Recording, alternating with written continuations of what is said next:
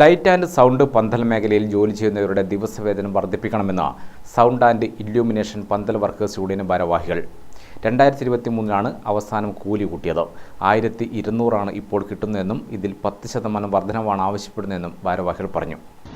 ഏതൊരു വ്യക്തിയുടെയും എല്ലാ ആഘോഷങ്ങൾക്കും ആദ്യം എത്തുകയും അവസാനം പോവുകയും ചെയ്യുന്ന ഒരു ടീമിൽപ്പെട്ട ആൾക്കാരാണ് ഞങ്ങൾ. പ്രശ്നങ്ങൾ പരിഹരിക്കുന്നതിന് വേണ്ടി നമ്മുടെ 2 വർഷമായിട്ട് ഞങ്ങൾ 1200 രൂപ കൂലിയിലാണ് പണിയെടുക്കുന്നത്.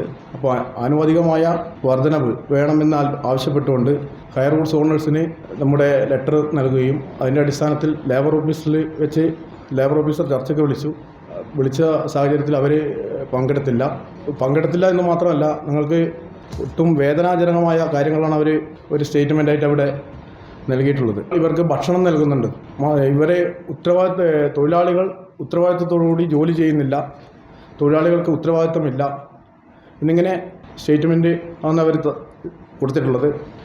Last labour officer registration notice അയച്ച് അങ്ങനെ അവർ പങ്കെടുത്ത് വേണമെങ്കിൽ 50 രൂപ കൂട്ടിത്തരാം, ഈ 2 വർഷത്തിലേക്ക് കൂട്ടിത്തരുന്ന പൈസ 50 രൂപ എന്നാണ്. 2 വർഷത്തിന് ശേഷം ഞങ്ങൾക്ക് തൊഴിൽ വേതനത്തിന് 50 രൂപ കൂട്ടിത്തരാമെന്നാണ് അവർ പറഞ്ഞിരിക്കുന്നത്. അതും വേണമെങ്കിൽ, അല്ലെങ്കിൽ നിങ്ങൾ കിട്ടുമ്പോൾ വാങ്ങിക്കോ എന്നുള്ളൊരു വ്യവസ്ഥ പറഞ്ഞിട്ടാണ് അവരൊന്ന് ഇറങ്ങിപ്പോയത്. തൊഴിലാളി യൂണിയന്റെ നേതൃത്വത്തിൽ നവംബറിൽ ദിവസവേതനം സംബന്ധിച്ച കരാർ പുതുക്കണമെന്നാവശ്യപ്പെട്ട് ലേബർ ഓഫീസിൽ പരാതി കൊടുത്തിരുന്നു.